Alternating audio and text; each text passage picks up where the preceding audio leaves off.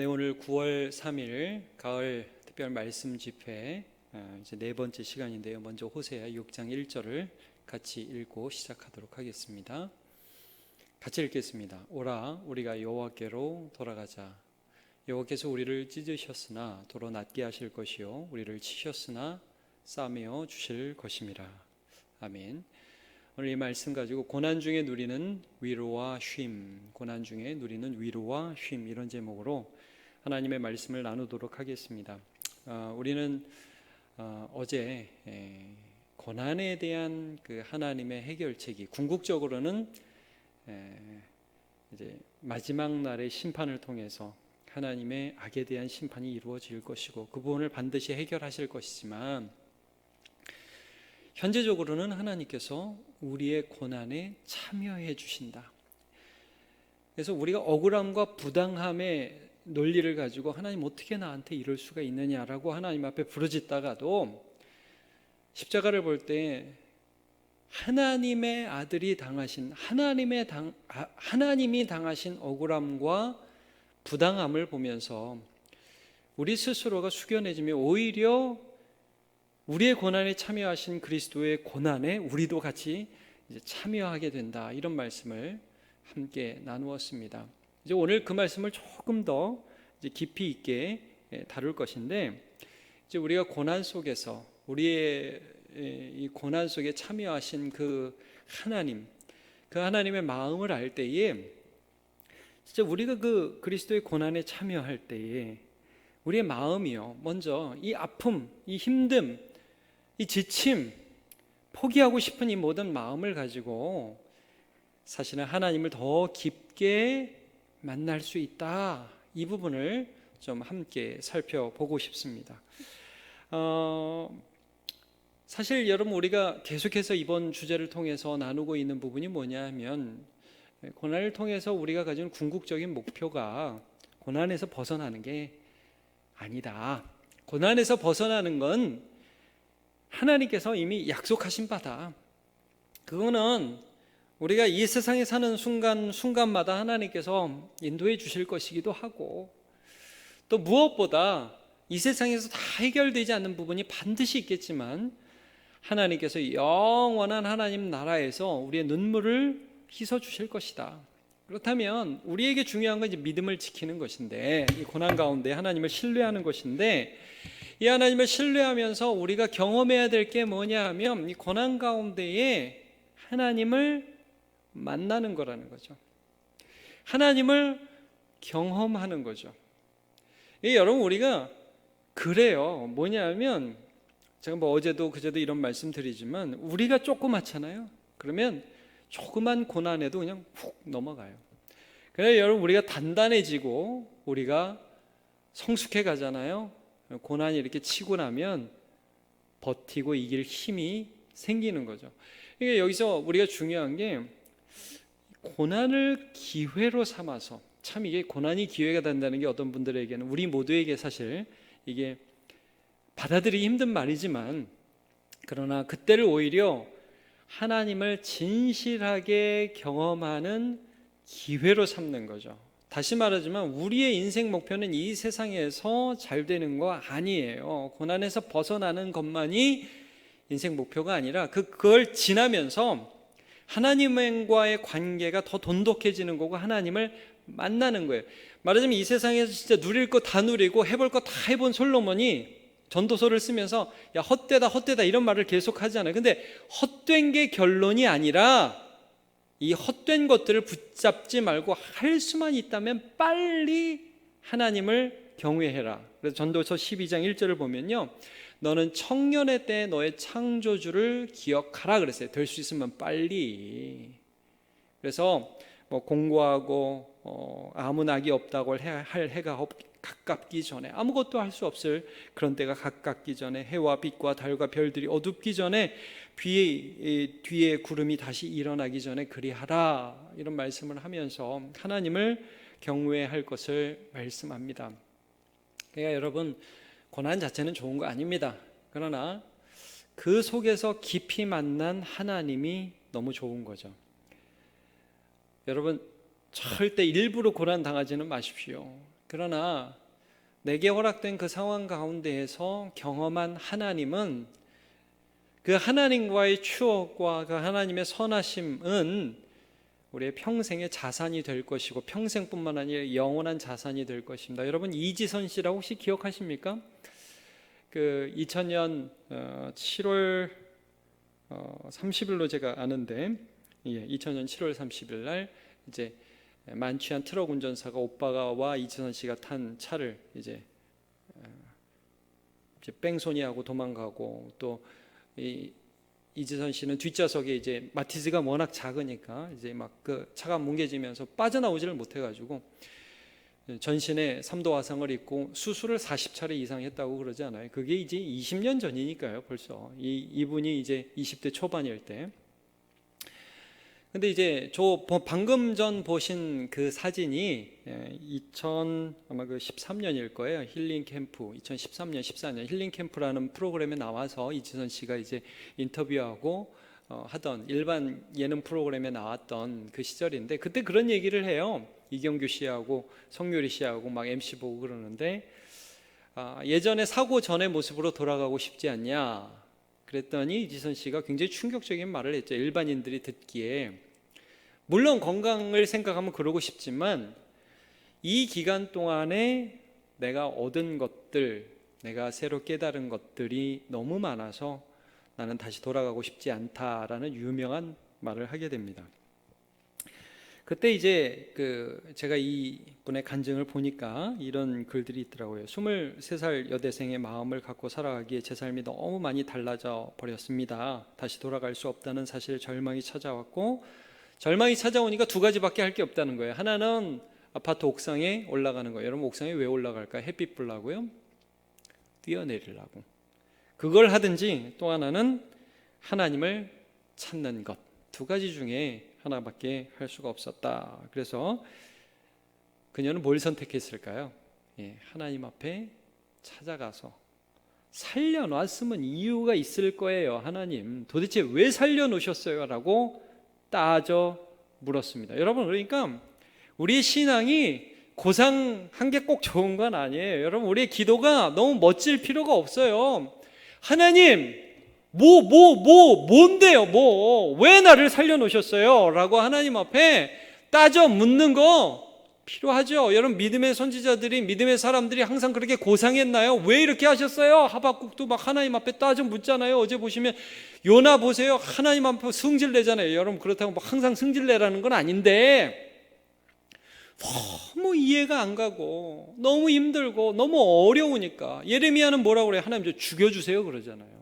너무 힘드니까 그 모습 그대로 갔던 거예요, 이지선 씨가. 그러니까 하나님 앞에 나아갔어요. 근데 이제 어느 날 어떤 한 목사님의 이제 기도를 통해서 그 응답을 주셨는데, 사랑하는 딸아, 목사님이 이렇게 이제 기도를 시작하실 때 하나님의 음성이 마음을 때렸다고 그래요. 저조차도 제 자신을 사랑할 수 없는데 하나님께서 저를 사랑한다는 말씀을 주셨어요. 그리고 병들고 힘들고 약한 자들에게 희망의 메시지가 되게 할 것이라는 약속을 주셨어요. 이런 간증을 합니다. 그래서 수많은 가치들에 눈뜨기 시작했고요. 이분이 그래서 유학을 해서 석사와 박사, UCLA에서 박사를 해가지고 지금은 이제 한동대 교수가 되셨어요. 그분이 옥상에 올라가지 않고 하나님께 따져 물은 것, 거기서 하나님을 만난 것, 평생 교회 다녔던 그런 신앙인이었어요. 근데 이분은 그 고난 속에서 하나님을 이제 새롭게 깊이 만나고, 거기서 나를 다시 보게 되고 살아야 할 이유, 힘쏟아 애써야 할 이유를 이제 거기서 발견하게 된 거죠. 그러니까 하나님을 제대로 만난 것입니다. 여러분, 얼마나 많은 사람들이 고난 속에서 말하자면 이런 거예요. 하나님의 부르심을 느껴요. 처음에는 막 화가 나잖아요. 근데 여러분, 이상한 게 왜 화가 하나님한테 나죠? 평소에는 하나님 못 느끼는데 고난 중에는 하나님 이렇게 부르게 되잖아요. 그래서 이제 C.S. 루이스 같은 사람은 이렇게 말을 해요. 고난은 하나님이 우리 귀에다 대고 말씀하시는 확성기다 그래. 확성기다. 야야야. 그러니까 하나님이 우리를 불러주신다고 느끼는 거예요. 그래서 나도 모르게 하나님을 찾아가는 거예요. 그렇게 찾아가야 돼요. 성경을 보면 그런 예들이 너무 많아요. 시편 88편 14절을 보면 여호와여 어찌하여 나의 영혼을 버리시며 어찌하여 주의 얼굴을 내게서 숨기시나이까. 내가 어릴 적부터 고난을 당하여 죽게 되었사오며 주께서 두렵게 하실 때에 당황하였나이다 라고 고백을 하면서 이 힘든 시간들을 하나님 앞에 고백하는 거 보게 됩니다. 근데 여러분, 이게 참 아이러니한데, 하나님한테 화내면 믿음 없는 건가요? 하나님 앞에 죽여달라고 그러면 그 진짜 하나님 죽여주시기를 바라고 그러는 겁니까? 여러분, 이런 거죠. 정말 화가 나면 여러분 누구한테 화내요? 자, 사장이 나를 열받게 했어요. 사장이 오늘 일하는데 진짜 별것도 아닌 것 같고 나를 잡아다 놓고 나를 미워하고 막 사장이 나를 힘들게. 그러면 여러분, 우리가 누구한테 가서 화풀이를 하죠? 사장한테 화풀이 합니까? 이 사장 일로 와, 나 한 판 떠보자 이럽니까? 아니죠. 괜히 엄한 친구한테 전화해가지고 너 오늘 나 좀 보자 그래가지고 막 오늘 힘들었었던 일 얘기하고, 집에 가서 아내한테 얘기하고 남편한테 얘기하고. 여러분, 이게 뭐예요? 우리는 가장 믿는 분 앞에 가장 약한 모습도 드러낼 수 있습니다. 왜요? 그분이 받아주시니까. 여러분, 하나님이 우리의 고통 속에 찾아와 주신다는 걸 우리는 알거든요. 내가 약해도 된다는 걸 알거든요. 내가 부족해도 하나님은 우리를 싸매 주실 수 있는 하나님이라는 것을 알거든요. 그래서 여러분, 고난 속에서 우리가 가장 먼저 해야 할 일은 그 아픔, 그 슬픔, 그 분노를 그대로 하나님 앞에 가지고 가서 하나님을 만나는 것입니다. 그게 우리가 제일 먼저 해야 될 겁니다. 자, 바울 사도가 뭐라고 말씀을 했냐면 로마서 12장 15절에 보면 즐거워하는 자들과 함께 즐거워하고 우는 자들과 함께 울라 그랬어요. 여러분, 이 말씀이 무슨 말씀일까요? 즐거워하는 자들과 함께 즐거워하고 우는 자들과 함께 울라.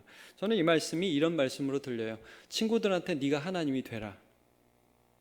그 사람들에게 하나님처럼 너도 행동해라. 여러분, 즐거워하는 자들에게 우리가 같이 즐거워해주면 어떤 느낌을 주는 거죠? 와, 저 사람이 정말 나를 사랑하네, 이런 거죠. 왜 여러분, 우리가 한참 즐거운데 옆에서 또 이렇게 콧방귀 끼면서 야, 너 뭐 그런 걸 갖고 좋아하냐, 이런 얘기하는 사람 꼭 한 사람씩 있잖아요. 그거 뭐예요? 나 너 싫어, 이거죠. 여러분, 슬퍼하는 사람들에게 가가지고 옆에서 막 별로 나는 안 슬픈 것처럼 그렇게 하면 그거는 난 너 싫다는 의미예요. 근데 여러분, 같이 기뻐하고 같이 슬퍼할 수 있으면 그거는 그 사람이 마치 하나님이 내 옆에 계신 것처럼 느낄 수 있게 하는 거죠. 여러분, 저는 어제도 그 나사로의 무덤 앞에 서신 예수님에 대한 말씀을 나누었는데, 이제 나사로의 누이 동생이었던 마르다와 마리아가 굉장한 슬픔 가운데 있었잖아요. 물론 마르다와 마리아에게 죽은 오빠가 무덤에서 나온 것도 커다란 위로와 참 큰 격려가 되었을 거예요. 그 어마어마한 충격이겠죠. 죽은 자가 살아나왔으니까. 그러나 여러분, 우리가 이 세상에서 현실적으로 가지는 그런 위로를 예수님이 또 보여주셨는데, 그게 뭐냐면 예수님이 마르다와 마리아 앞에서 나사로를 살리시기 전에 우셨다는 거예요. 요한복음 11장 35절에 보면 이런 말씀이 있어요. 같이 한번 읽어볼까요? 예수께서 눈물을 흘리시더라. 우셨어요. 그게 마리아와 마르다에게 예수님은 어차피 살릴 거니까 우리의 슬픔에는 관심이 없으셔, 그게 아니라 정말 죽음을 미워하고 고난을 미워하시고 고난을 핸들링하는, 고난을 컨트롤하는 주권자이시기도 하시면서 그 고난을 받으시는 분이시기도 하면서 그 고난을 미워하시는, 종식시킬, 고난을 우리에게 주셨지만 또 고난을 미워하시고 종식시키실 하나님으로 예수님께서 그들 가운데 함께 하신 것을 보게 됩니다. 마리아와 마르다가 얼마나 큰 위로를 받았겠습니까? 예수님이 우리와 함께 슬퍼하시다.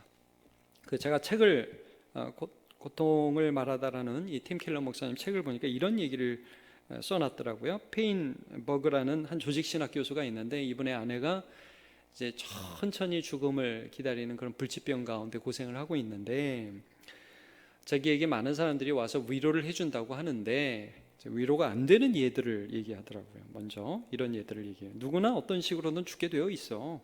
넌 아내를 통해서 그 실체를 조금 앞당겨 알게 됐을 뿐이야.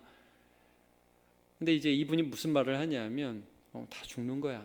아내를 통해서 조금 먼저 보는 것일 뿐이야. 이런 말을 하는데 승질이 나더라.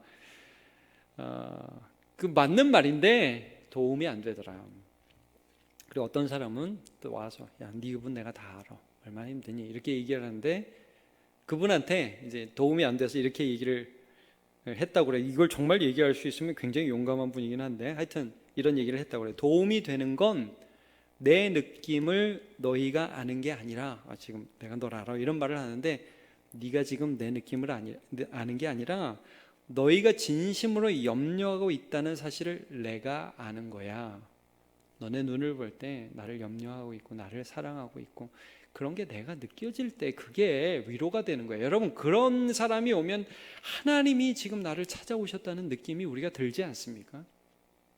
그게 우리가 서로를 위로해야 하는 방식이고요. 하나님이 지금도 우리와 함께 하시는 방식이고 우리가 기도 속에서 누리는 거예요. 여러분 우리가 기도할 때 어떤 느낌을 갖게 되죠?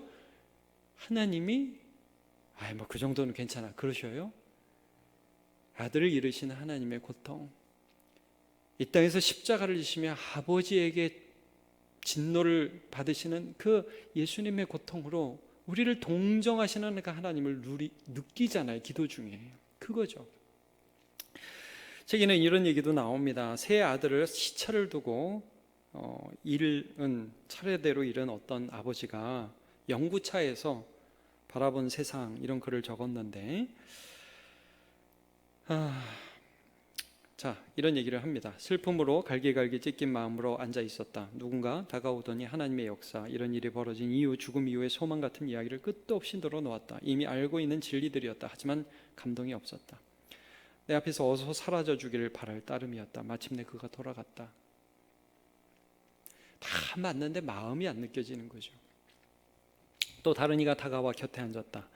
이번엔 말이 없었다. 질문으로 말문을 열려 하지도 않았다. 1시간 남짓 가만히 곁에 앉아서 내가 하는 이야기를 듣고 간단히 대답하고 담백한 기도를 드리고는 자리에서 일어났다.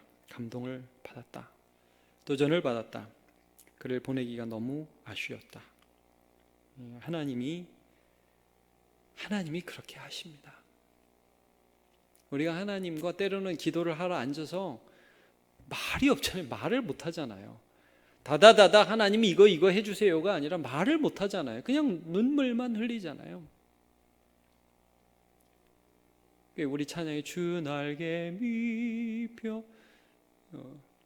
밑 내가 편안히 쉬네 라는 그 찬양이 있잖아요. 거기서 쉬기를 원하노라.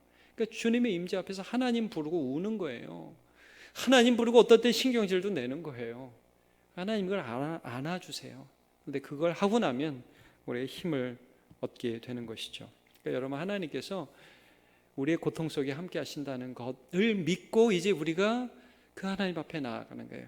바울 사도가 사울이었을 때 핍박했을 때 예수님이 그 사울을 부를 때 이런 말씀을 하시죠. 사도행전 9장 4절과 5절을 보면 땅에 엎드려 호련히 하늘에서 무슨 말로 형용할 수 없는 빛이 비추니까 이게 엎드려지는 거죠. 들음에 소리가 있어 사울아 내가 어찌하여 나를 박해하느냐. 예수님이 그러시죠. 나를 박해하느냐. 사울은 예수님 본 적이 없거든요. 5절에 대답하여 주여 누구시뇨니까 나는 내가 박해하는 예수라. 여러분 예수님은 지금 박해받는 교회를 예수님 자신으로 동일하게 여기고 계세요. 여러분 우리가 고통당할 때 예수님 그런 거 갖고 그렇게 힘드냐 어차피 죽으면 부활할 텐데 그러지 않으신다는 거예요. 우리의 고통 그 속에서 우리와 함께 아파하시는 예수님이라는 것을 지금 말씀해 주고 있는 거예요. 여러분 그러니까 그 앞에 가시고 있는 모습 그대로 주님을 만나시기를 축복합니다. 우리의 고통이 우리만의 것이 아니라 예수님이 함께 안아주시면서 그의 것 삼아 주신다는 믿음 때문입니다. 사람들 보면 힘든데 자기가 힘든지 모르는 사람도 많습니다. 참 그 희한하죠. 내가 힘든데 힘든지 몰라요. 너무 바쁘니까. 그래서 더 힘들게 살아요. 시간 날 때 뭐 오락하고 뭐 사람 만나고 술도 마시고 근데 더 힘들어. 여러분 힘든데 힘든지 모르는 사람 많고요. 힘든데 힘들다고 말 못하는 사람도 많고요. 어렵고 힘든데 좋은 척하는 게 그게 좋은 거라고 생각하는 사람도 많습니다. 다 속으로 병들고 골마 터집니다. 저는 이제 이번에 말씀 준비하면서 우리 성도들에게 하나 숙제를 좀 주고 싶어요. 얼마 전에 우리 원로 목사님 주일 설교하실 때도 언급하셨는데 이번 특세 주제하고 좀 맞는 것 같아요. 혹시 교회 오빠라는 영화 있거든요. 이관희 집사가 이제 주인공이 돼서 고난의 과정을 찍었던 다큐멘터리를 이제 영화로 만든 거죠. 그래서 여러분 시간 내셔서 이번 주에 한번 보시면 좋겠어요. 솔직히 저도 그 영화 못 봤습니다. 아직. 근데 제가 좀 이번 주제와 그분의 삶이 좀 연관이 되어서 좀 많이 추천해야겠다 그런 생각이 들어요. 그래서 한번 숙제를 낼 테니까 여러분 한번 보시면 좋겠고요. 오늘 설교를 생각하면서 생각나는 영화가 또 다른 게 하나 있었습니다. 2014년 개봉한 국제시장이라는 영화인데 이제 황정민 씨가 덕수라는 역할을 하면서 어릴 때 이렇게 후퇴하면서 공산당을 피해서 후퇴하면서 부산에 정착하면서 거기서 갖은 어려움을 다 겪고 이기고 그러면서 뭐 베트남 전쟁도 가고 독일 탄광도 가고 그런 어려움을 다 겪어서 나이 들어서 사랑하는 가족들을 사랑하는 방법도 잘 모르고 그랬던 한 아저씨 얘기죠. 할아버지 얘기죠. 근데 이제 그 맨 마지막 장면이 좀 떠올랐어요. 그러니까 한번 그 영상을 한번 보시면 좋겠습니다. 같이 보죠.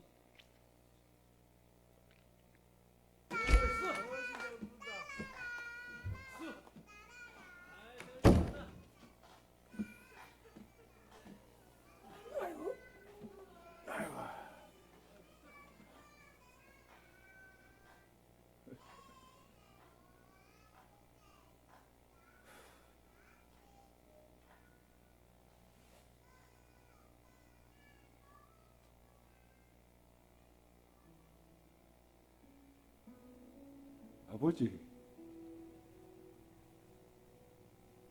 내 약속 잘 지켰지?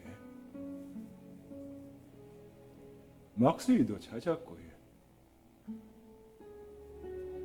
이만하면 내 잘 살았지?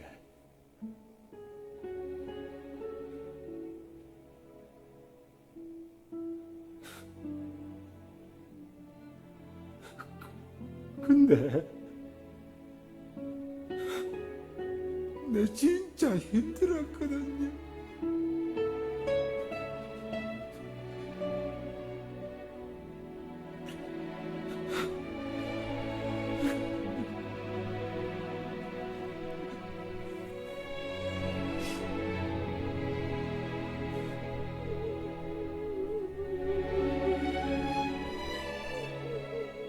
울지 말라고 독수야.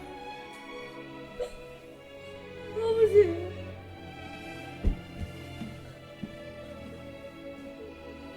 그래. 네 얼마나 세게 고생했는지 다 안다. 내가 너한테 영 고맙다. 내 못한 거 네가 잘 해줘서 진짜 고맙다.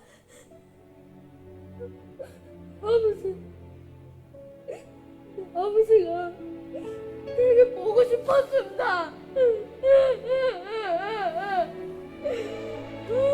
그래.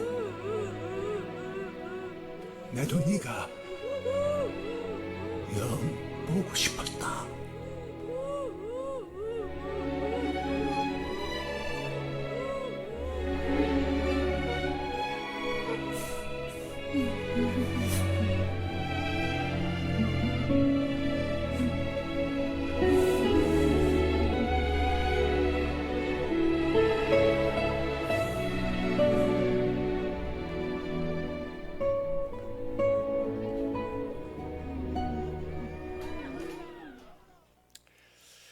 네, 여기서 이 황정민 배우가 하는 말 있죠. 아버지 이만하면 잘 살았지. 근데 네, 정말 힘들었습니다. 우리도 하나님 앞에 그렇게 기도할 때 있죠. 하나님, 저 버티기 힘들어요. 정말 힘듭니다. 그러면 거울 속으로 들어가서 성령 안에서 우리가 하나님 아버지께서 우리가 안아주시는 것을 경험하고 힘주시는 것을 경험하고 그리고 또 일어설 수 있게 됩니다. 여러분, 우리가 얼마나 이 세상 살아가면서 많이 울어야 될까요? 얼마나 많이 억울하고 힘든 일이 많을까요? 그러나 변함없이 하나님께서 우리를 안아주실 것들을 믿습니다. 그리고 그런 거 우리가 경험하면서 살고 있고요. 하나님 앞에서 울면 하나님이 안아주시면 또 살 수 있어요. 그리고 또 이길 수 있습니다. 자, 오늘 우리 본문이죠. 호세아 6장 1절 우리 다 같이 한번 읽어봅시다. 시작. 오라 우리가 여호와께로 돌아가자. 여호와께서 우리를 찢으셨으나 도로 낫게 하실 것이요 우리를 치셨으나 싸매어 주실 것임이라. 이 말씀처럼 여러분, 하나님을 고난 중에 깊이 만나시고 내가 몰랐던 그 하나님 더 깊이 알고 날 이렇게까지 사랑하시는 하나님, 이렇게까지 나와 동행하시는 그 하나님 만나는 저와 여러분 되시기를 축복합니다. 우리 같이 찬양 한 곡 하고 또 기도하도록 하겠습니다.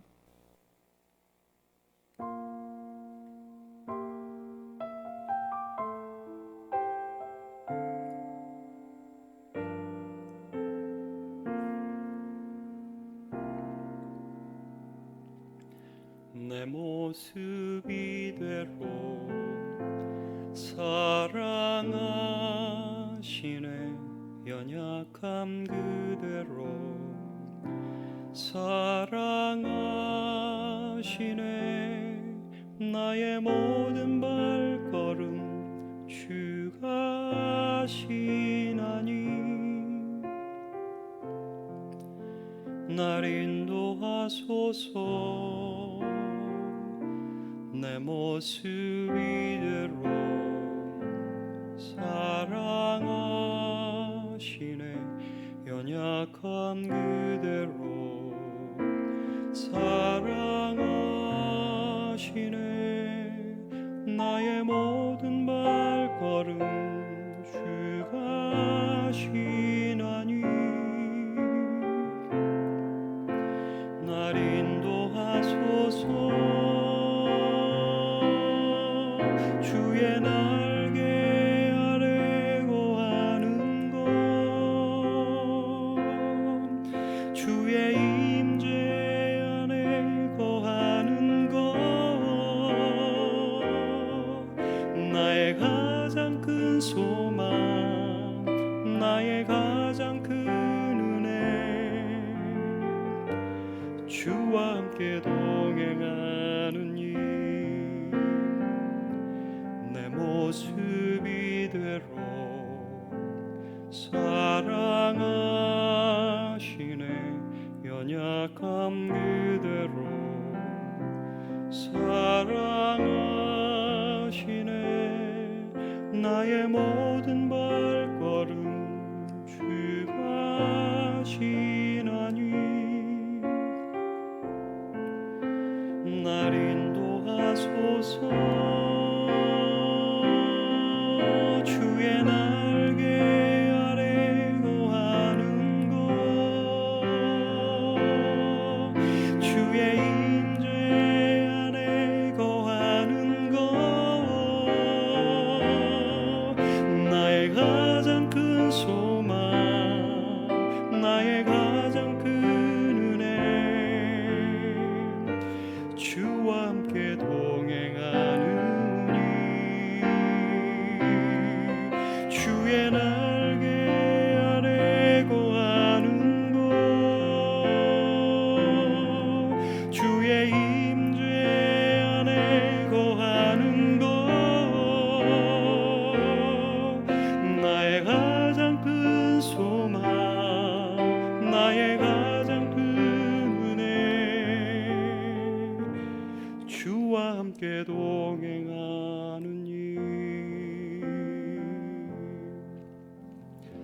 아멘. 우리 말씀 생각하면서 기도하는 시간 갖겠습니다. 우리는 본성적으로 고난 중에 이 고난 빨리 벗어나기를 바라지만 우리 한번 믿음으로 이렇게 기도해 볼까요? 하나님, 우리가 고난 중에 주님 더 깊이 만나기를 원합니다. 내가 하나님 이 정도인지 몰랐는데, 이렇게 큰 사랑인지 몰랐는데 하나님 저를 안아주시니까, 제 눈물 닦아주시니까 제가 오늘 설 수 있습니다. 그 안에서 쉬기를 원합니다. 그 안에서 회복되기를 원합니다. 주님의 임재 가운데로 들어가기를 원합니다. 그런 만남을 가지고 회복을 갖고 고난보다 더 크신 하나님을 경험할 수 있도록 은혜 내려 주시옵소서. 우리 다 같이 한번 기도하도록 하겠습니다. 같이 기도하겠습니다. 아버지 하나님, 주의 날개 아래, 주의 임재 앞에 우리의 연약한 모습 그대로 가지고 나아가기를 원합니다. 참 힘들었다고 얘기할 수도 있고, 참 어려웠다고도 얘기할 수 있고, 나를 동정하지 않는 하나님이 아니라 잘했다고, 수고 많았다고 격려하시는 그 하나님을 만나며 주님을 붙들며 나아갈 수 있도록 주여 도와주시옵시길 원하오니 함께하여 주시옵소서. 하나님 감사합니다. 주님께서 우리를 오라고 하셨습니다. 가장 힘들 때 주님 만날 기회라고 말씀하셨고, 또 홍수가 범람할지라도 그에게 미치지 못할 것이라고 말씀하여 주셨습니다. 하나님, 우리가 주님 의지하고 주님 만나기를 원합니다. 하나님 좋은 분, 하나님을 판단하지 않고 나와 공감하시는, 내 삶에 들어오시는 그 하나님을 만날 수 있도록 도와주시옵소서. 우리의 기도가 풍성해지게 해주시고, 우리의 기도 속에 하나님의 임재가 참 누려지며 쉼과 회복이 있는 그런 기도를 드릴 수 있기를 원합니다. 오늘도 정말 하나님 만나야 사는 우리들이기에 기도합니다. 세상 어디에도 없는 완전한 위로와 소망이 하나님께 있습니다. 하나님 만나주시고 안아주시고 눈물 닦아주시고 살아갈 힘을 오늘도 허락하여 주옵소서. 감사드리고 예수님의 이름으로 기도하옵나이다. 아멘.